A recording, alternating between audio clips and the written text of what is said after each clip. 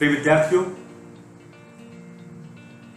BA द्वितीय वर्ष हिंदी साहित्य के द्वितीय प्रश्न पत्र के अंतर्गत नाटक साहित्य, एकांकी साहित्य और निबंध साहित्य के उपरांत द्रुत पाठ को सम्मिलित किया गया है। मुझे प्रसन्नता है कि आज के इस सत्र में मैं आपसे द्रुत पाठ के अंश पर ही कुछ चर्चा करने जा रहा हूं, कुछ जानकारियां आपसे साझा करूंगा और द्रुत पाठ में सम्मिलित साहित्यकारों की रचनाधर्मिता और उनके सृजन के मर्म पर भी आपसे कुछ बातचीत करूंगा। और इस प्रकार हम विषय ज्ञान, पाठ्य वस्तु से परिचय के साथ साथ अपनी परीक्षा की भी भली भांति तैयारी कर पाएंगे। मैं स्पष्ट कर दूं कि द्रुत पाठ के अंतर्गत जिन साहित्यकारों को आपके पाठ्यक्रम में रखा गया है उनमें प्रख्यात साहित्यकार राहुल सांकृत्यायन, आधुनिक हिंदी साहित्य में मीरा के रूप में प्रतिष्ठित महादेवी वर्मा और पूरी दुनिया भर में मशहूर रंगकर्मी, नाट्य निर्देशक हबीब तनवीर साहब शामिल हैं। आइए हम सबसे पहले मोटे मोटे तौर पर जानें कि राहुल सांकृत्यायन होने का अर्थ क्या होता है। राहुल सांकृत्यायन एक प्रसिद्ध घुमक्कड़ साहित्यकार, यायावर, पर्यटक साहित्यकार के रूप में लब्ध प्रतिष्ठित। आपको यह जानकर प्रसन्नता भी होगी और आश्चर्य भी कि उन्होंने करीब 150 ग्रंथों की रचना की है। राहुल जी के साहित्य में दुनिया है, दुनिया के साथ साथ दुनिया का अपना समय है, उस समय का समाज है, उस समय के भीतर रहते हुए समाज के लोगों की प्रतिक्रियाएं, बदलती हुई जीवन शैलियां हैं। अपने ग्रंथों में उन्होंने यात्रा संस्मरण के माध्यम से, यात्रा वृतांत के माध्यम से, उपन्यास, कहानी और निबंधों की रचना करते हुए बार बार दुनिया की दृष्टि से दुनिया के बदलाव को लोगों की प्रकृति तक, लोगों के स्वभाव तक, उनके सोचने समझने के ढंग तक पहुंचाने का प्रयास किया। और यही कारण है कि हम देखते हैं कि अपनी सहज, सरल, प्रवाहपूर्ण भाषा, प्राचीन साहित्य के प्रति अपने गहन लगाव और बौद्ध दर्शन के अमिट प्रभाव के कारण उनके साहित्य में हम केवल दुनिया या संसार की सूचना मात्र नहीं देखते हैं, बल्कि मनुष्य की चित्त वृत्ति को परिवर्तित कर देने वाली एक ताकत या शक्ति के रूप में कलम या लेखनी के उपयोग का एक अचूक उदाहरण राहुल सांकृत्यायन जी के माध्यम से हमारे समक्ष आता है। यह बड़ा रोचक है कि मैंने आपको पहले बताया, यदि आपने ध्यान दिया होगा, कि वो घुमक्कड़ साहित्यकार है। और घुमक्कड़ साहित्यकार मात्र नहीं, इतना प्रेम घूमने से, इतना प्यार यायावर प्रकृति से, पर्यटन का ऐसा शौक उनको कि उन्होंने घुमक्कड़ शास्त्र की ही रचना कर दी। यानी जब वो थे तो आपको दुनिया की यात्रा करवाते रहे, अब उनका रचना संसार आपको अपने साथ पूरी दुनिया में, दुनिया के कोने कोने में ले जाने के लिए तैयार है। जहां तक बात महादेवी वर्मा जी की है, कौन नहीं जानता उनका नाम। वो हिंदी की ही नहीं, साहित्य जगत की महादेवी है। मीरा कहा जाता है उन्हें आधुनिक साहित्य का, वह बिल्कुल सही है।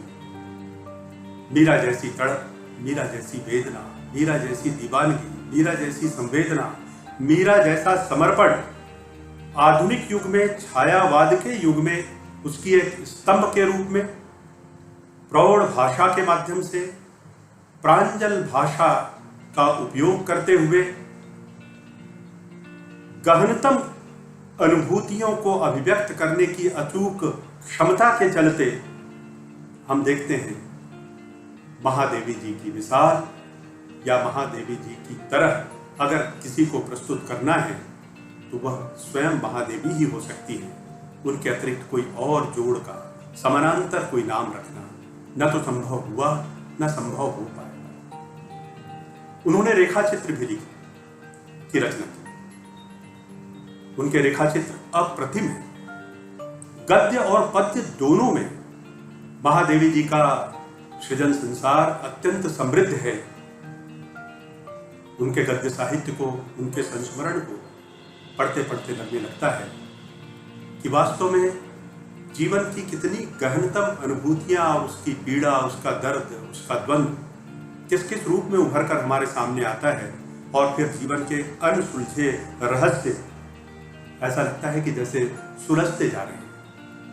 यही कारण है कि महादेवी छायावाद की तो स्तंभ है, लेकिन रहस्यवाद में भी उनका बहुत महत्वपूर्ण स्थान है। प्रकृति के कण कण में मनुष्य की छाया देखना और प्रकृति के कण कण में, प्रकृति के दृश्य में किसी अदृश्य को अनुभूत कर लेना, अभिव्यक्त कर देना कोई साधारण बात नहीं है। लेकिन इस असाधारण को साधारण बना देने की अकूत क्षमता की धनी महादेवी वर्मा हिंदी काव्य मनीषा की एक बहुत महत्वपूर्ण हस्ताक्षर है। उन्होंने जो गीत लिखे उनमें बहुत प्यारे गीत, मधुर मधुर मेरे दीपक जल जैसे गीतों का क्या महत्वपूर्ण स्थान है। बीन हूं मैं तुम्हारी, रागिनी भी हूं, कैसी वेदना, कैसी संवेदना, कैसी तड़प, कैसी कशिश, कैसी पीड़ा, कैसी बेबसी, कैसी बेकली उनकी रचनाओं में है।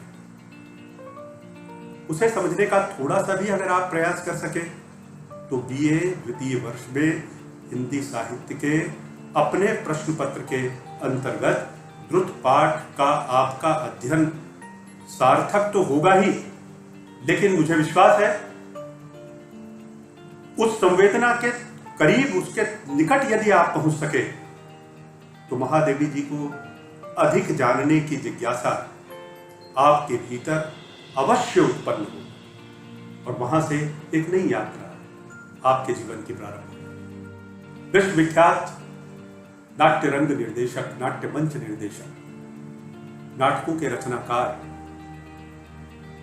मंचों पर नाटक की प्रस्तुति को जीवंत बना देने वाले अद्भुत कलाकार, जीवन भर नाटकों के माध्यम से तरह तरह के जीवन, तरह तरह की जिंदगियों को वाणी देने वाले, अपने चरित्रों और पात्रों के माध्यम से उनकी जीवंत प्रस्तुति के जरिए लोगों को अपने जीवन में झांककर दुनिया में, समाज में अपने स्थान का निर्धारण करने की प्रेरणा देने वाले हबीब तनवीर साहब हिंदी रंगमंच के एक अत्यंत महत्वपूर्ण हस्ताक्षर, अत्यंत महत्वपूर्ण व्यक्तित्व है। एक ऐसे दौर में जब इलेक्ट्रॉनिक मीडिया के माध्यम से, टेलीविजन के माध्यम से, वेब दुनिया के माध्यम से सारी दुनिया अपने आप में सिमट सी गई है और मुट्ठी में कैद पूरी दुनिया को दुनिया मानने लगी है, तब दुनिया को दुनिया के रंगमंच के निकट लाने की कोशिश खुले आकाश के नीचे, मुक्ताकाश के नीचे इतनी शिद्दत के साथ कर पाना कोई मामूली बात नहीं है, साधारण कर्म नहीं है, सामान्य प्रयास नहीं है। लेकिन इतने महत्वपूर्ण कर्म को, इतने महत्वपूर्ण प्रयास को भी बड़ी सहजता, बड़ी सरलता से, बड़ी सरसता के साथ, बहुत रोचकता के साथ, तरह तरह के चरित्रों और पात्रों के माध्यम से लोगों तक पहुंचा देने वाले हबीब तनवीर साहब, मैं फिर कहूंगा, अपनी मिसाल आप। तो तीन हमारे जो साहित्यकार, तीन स्तंभ, हम देखें कि ये तीनों किसी ना किसी रूप में यायावर प्रवृत्ति के हैं, हमें यात्रा करवाना चाहते हैं। मोटे तौर पर हम देखें तो राहुल सांकृत्यायन जी अपनी घुमंतु प्रकृति के कारण दुनिया की यात्रा हमें करवाते हैं।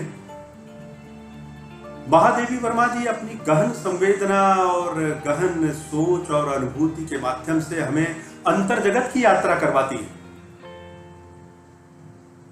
और बाहर रंगमंच के सामने आकर दर्शकों की पंक्ति में शामिल होने वाले लोग जानते हैं कि हबीब तनवीर साहब के कैरेक्टर्स और उनके पात्रों को रंगमंच पर देखते देखते श्रोताओं में, दर्शकों में उपस्थित रहते हुए भी प्रत्येक श्रोता और दर्शक अनुभव करता है कि वो खुद रंगमंच पर खड़ा हो गया है और अपनी जिंदगी को जी रहा है, अपने किरदार को जी रहा है। इसलिए दुनिया के रंगमंच पर अपनी जगह, अपनी स्थिति को देखने के लिए हमें प्रेरित कर देने वाले हबीब तनवीर साहब भी हमारी ही जिंदगी की यात्रा हमें करवाने के लिए, उस सफर में हमें शरीक करवाने के लिए, शरीके सफर करवाने के लिए हमारे सामने पेश होते रहे हैं। निश्चित रूप में हम कह सकते हैं पूरे विश्वास के साथ कि वे भी अपने आप में हिंदी जगत, हिंदी रंगमंच के साथ साथ लोक जीवन, लोक साहित्य छत्तीसगढ़ी और अन्य भाषाओं में भी अपनी गहन पकड़ और उनके चरित्रों और उसकी जीवन शैली के भीतर प्रवेश कर जाने के कारण उसके धर्म और वर्म को समझने वाले एक अनोखे व्यक्तित्व हुए हैं। अब मैं आपको राहुल सांकृत्यायन जी के रचना संसार का परिचय देने जा रहा हूं। महादेवी वर्मा की रचना धर्मिता और उनकी गहन संवेदना के निकट आपको ले जाने का प्रयास करूंगा और हबीब तनवीर साहब के प्रमुख नाटकों की चर्चा करते हुए उनके रंगकर्म की गहराई और ऊंचाई के निकट, उसके समीप ले जाने की एक चेष्टा भी मैं आपके समक्ष, आपके लिए करूंगा। मुझे विश्वास है आप इसके लिए तैयार हैं। महापंडित राहुल सांकृत्यायन जी का जन्म 5 अप्रैल 1893 ईस्वी को आजमगढ़ जिले के पहंदा नामक ग्राम में हुआ था।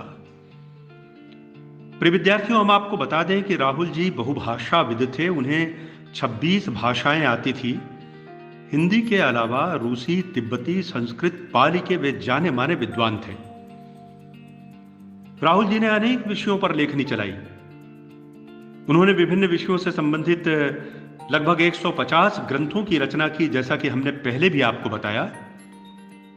उनकी कृतियों में वोल्गा से गंगा, जीने के लिए, घुमक्कड़ शास्त्र, मेरी तिब्बत यात्रा, विस्मृत यात्री, मेरी यूरोप यात्रा, घुमक्कड़ स्वामी, मेरी जीवन यात्रा 5 भागों में, मेरे सहयोग के साथी, पुरातत्व निबंधावली, राहुल निबंधावली और यहाँ तक 22वीं सदी जैसी कृतियां भी शामिल हैं।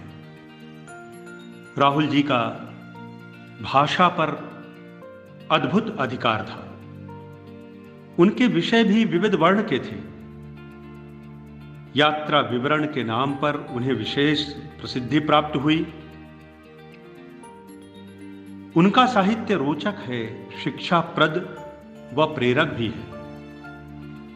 उन्होंने अनेक देशों की यात्राएं की, जैसा कि हमने पहले भी उल्लेख किया। यात्रा वृतांत में यात्रा लेखक एक विशेष स्थल की अपनी यात्रा का वर्णन इस प्रकार करता है कि जो यात्रा कर पाने में असमर्थ हैं, वे भी उस यात्रा का आनंद उठा सकें। अर्थात राहुल जी के यात्रा वृतांत को पढ़ते पढ़ते आप अनुभव करते हैं कि वास्तव में, वस्तुतः आप उस स्थल पर पहुंच गए हैं और आप केवल यात्रा वृतांत पढ़ नहीं रहे हैं, बल्कि उस स्थान में अपने आप को, स्वयं को जी रहे हैं। ऐसा साहित्य रचने वाले राहुल सांकृत्यायन वास्तव में हिंदी साहित्य जगत के अप्रतिम गौरव हैं। अब हम आपको महादेवी वर्मा के जीवन और उनके संसार में कुछ देर के लिए ले चलते हैं। महादेवी जी का जन्म 1907 ईस्वी में उत्तर प्रदेश के फर्रुखाबाद जिले में हुआ था और आपकी प्रारंभिक शिक्षा इंदौर में हुई। उन्होंने प्रयाग विश्वविद्यालय से संस्कृत में एमए की उपाधि प्राप्त की। प्रयाग महिला विद्यापीठ में प्राध्यापक और प्राचार्य भी रहीं। चांद जैसी प्रसिद्ध मासिक पत्रिका का उन्होंने निःशुल्क संपादन किया, सेवा भावना के साथ उसका संपादन किया। चित्रकला और संगीत में महादेवी जी की गहरी रुचि थी, यह जगत विख्यात तथ्य है। महादेवी वर्मा जी की प्रतिभा बहुमुखी थी। हमने पहले भी उल्लेख किया और फिर स्पष्ट करना चाहते हैं कि उन्होंने हिंदी पद्य और गद्य दोनों में महत्वपूर्ण रचनाओं का सृजन किया। निहार, नीरजा, रश्मि, सांध्य गीत, दीप शिखा आदि आपकी प्रमुख काव्य कृतियां हैं। वहीं अतीत के चलचित्र, स्मृति की रेखाएं, पथ के साथी, क्षणदा आदि आपकी गद्य कृतियां हैं। प्रमुख रूप से रेखा चित्र और संस्मरण के रूप में इन कृतियों को जाना पहचाना जाता है। महादेवी वर्मा की भाषा एक तरफ सहज व सरल है तो दूसरी तरफ संस्कृत निष्ठ भाषा का प्रयोग भी उन्होंने किया है। छायावाद और रहस्यवाद दोनों के मर्म को छूने वाली, स्पर्श करने वाली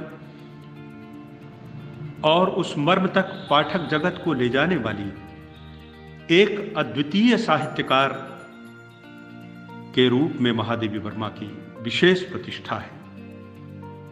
महादेवी जी के गीत वैयक्तिक सुख व दुख की अनुभूतियों के भंडार के रूप में चिर प्रतिष्ठित है। इतना ही नहीं, अपने गीतों के संसार की आकुल व्याकुल वेदना के माध्यम से वे पाठकों को, सुनने वालों को पूरी अंतरंगता से अपने साथ जोड़ लेती हैं।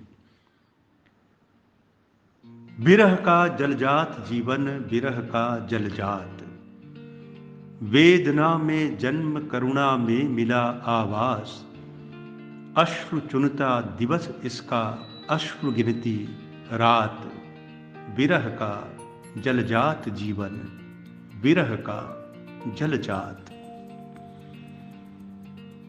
महादेवी वर्मा के गीतों में अद्भुत भावनागत एक रूपता हम देख सकते हैं। दृश्य जगत में व्याप्त, अज्ञात और अगोचर जो दिखाई ना पड़ता हो, उस चेतन सत्ता से अपना गहन रागात्मक संबंध स्थापित करना रहस्यवाद कहलाता है। और महादेवी वर्मा की रहस्यवाद से संबंधित रचनाएं सर्वथा प्रशंसनीय मानी गई हैं। पथ पर अडिग रहती महादेवी तमाम वेदना, तमाम कष्ट सहने के बाद भी कहती हैं, मधुर मधुर मेरे दीपक जल, मधुर मधुर मेरे दीपक जल, युग युग प्रतिदिन प्रतिक्षण प्रतिपल प्रियतम का पथ आलोकित कर, सौरभ फैला विपुल धूप बन, मृदुल मोम सा घुलरे मृदुतन, हो प्रकाश का सिंधु अपरिमित तेरे जीवन का अणु, गल गल पुलक पुलक मेरे दीपक जल, मधुर मधुर मेरे दीपक जल। ऐसी सुंदर पंक्तियां लिखने वाली महादेवी वर्मा कहती हैं, आलोक यहां लुटता है, बुझ जाते हैं तारागण, अविराम जला करता है पर मेरा दीपक सा मन। महादेवी जी का दीपक सा मन हर चुनौती के सामने, हर अंधकार के सामने निरंतर जलता रहा और उनके साहित्य का आलोक भी उसी प्रकार दिग दिगंत में अनंत काल तक प्रसारित होता रहेगा, इसमें कोई संदेह नहीं। उनकी विरह की अनुभूति भी अत्यंत प्रखर है। उनके गीतों में प्रेम है, वेदना है, व्यथा, पीड़ा और उसकी मार्मिक अभिव्यक्ति है। न जाने कितने गीत उन्होंने लिखे और हिंदी साहित्य संसार को समृद्ध किया। उनके रेखा चित्र भी अत्यंत महत्वपूर्ण है। संस्मरण लेखन में भी उनका कोई सानी नहीं है। महादेवी वर्मा की लेखकीय प्रतिभा का उनके रेखा चित्र लक्ष्मा में अद्भुत रूप उभर कर सामने आया।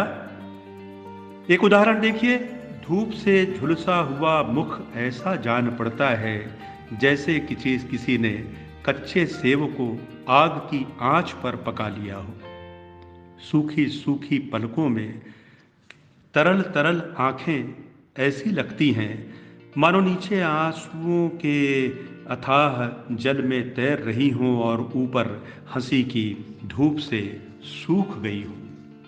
ऐसा सुंदर चित्रण, ऐसा सुंदर रेखा चित्र महादेवी की अपनी अनन्य विशेषता है। लक्ष्मा की शैली प्रवाहपूर्ण और चित्रात्मक है। देशज शब्दों का प्रयोग कहीं कहीं दृष्टिगोचर होता है। सूक्तियों का सार्थक प्रयोग उनके रेखा चित्रों का एक बहुत महत्वपूर्ण गुण है। प्रिय विद्यार्थियों, आपको महादेवी जी के रेखा चित्रों का विस्तार पूर्वक अध्ययन करना चाहिए, यह हमारा सुझाव है। हबीब तनवीर साहब की चर्चा कर लें। द्रुतपाठ के अंतर्गत प्रख्यात रंगकर्मी, उनकी भाषा शैली अत्यधिक प्रभावशाली है। पात्र के अनुकूल शब्दों और भाषा का प्रयोग उनकी अनन्य विशेषता है। अपने नाटकों के माध्यम से उन्होंने जनजीवन में अपना अभिन्न स्थान बना लिया।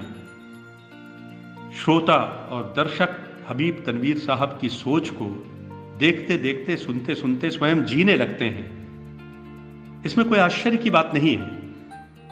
हबीब तनवीर साहब ने अपने नाटकों में घटनाक्रम को जीवंत रूप में प्रस्तुत किया है।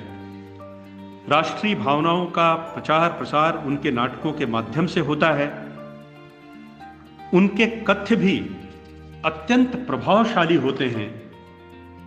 इन सभी बातों को ध्यान में रखते हुए हबीब तनवीर साहब के नाट्य संसार में यदि हम प्रवेश करने का प्रयास करेंगे तो निश्चित रूप है कि वहां से बहुत कुछ ऐसा जो वास्तव में मूल्यवान है उसे अपनी मुट्ठियों में बंद करके लौटेंगे और फिर उनमें जिंदगी को देखने की एक अदद कोशिश, एक महत्वपूर्ण प्रयास, एक अचूक प्रयत्न करने की दिशा में निश्चित रूप से आप आगे बढ़ेंगे। स्मरण रहे कि हबीब तनवीर साहब का जन्म 1 सितंबर 1923 को छत्तीसगढ़ के रायपुर में हुआ था और उनका निधन 8 जून 2009 को मध्य प्रदेश की राजधानी भोपाल में हुआ।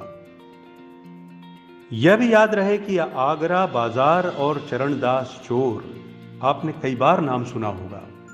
ये दोनों उनकी प्रसिद्ध नाट्य कृतियां हैं जिन्हें विश्व विख्यात होने का गौरव प्राप्त है। द्रुतपाठ के तीनों साहित्यकारों के सामान्य परिचय के साथ साथ उनके सृजन संसार को भी आपने जाना और उनकी रचना धर्मिता के मर्म को भी समझने का प्रयास किया। मुझे लगता है कि इस अध्ययन के उपरांत निश्चित रूप से आप अनुभव कर रहे होंगे कि राहुल सांकृत्यायन, महादेवी वर्मा और हबीब तनवीर, ये तीनों अपने अपने अंदाज में अपनी अपनी शैली और उसके प्रभाव के माध्यम से हिंदी काव्य मनीषा को, हिंदी साहित्य संसार को समृद्ध करने वाले अद्भुत और अप्रतिम व्यक्तित्व हैं। हमने पहले भी आपसे कहा था कि तीनों किसी न किसी रूप में हमें जीवन के अनुभवों की यात्रा करवाते हैं। आप जितना अधिक गहनता के साथ, संलग्नता के साथ, जुड़ाव के साथ, आस्था, निष्ठा और प्रतिष्ठा की उच्च भावना के साथ इन साहित्यकारों के साहित्य संसार में प्रवेश करेंगे, आप मान कर चलिए कि गहराई में उतरते ही वहां से मोती लेकर निश्चित रूप से आप सामने आएंगे और आपका अपना अनुभव, अपना ज्ञान भी अधिक समृद्ध होगा। राहुल जी, महादेवी वर्मा जी और हबीब तनवीर साहब हमारे साहित्य जगत की आन बान और शान हैं और सदैव रहेंगे। धन्यवाद।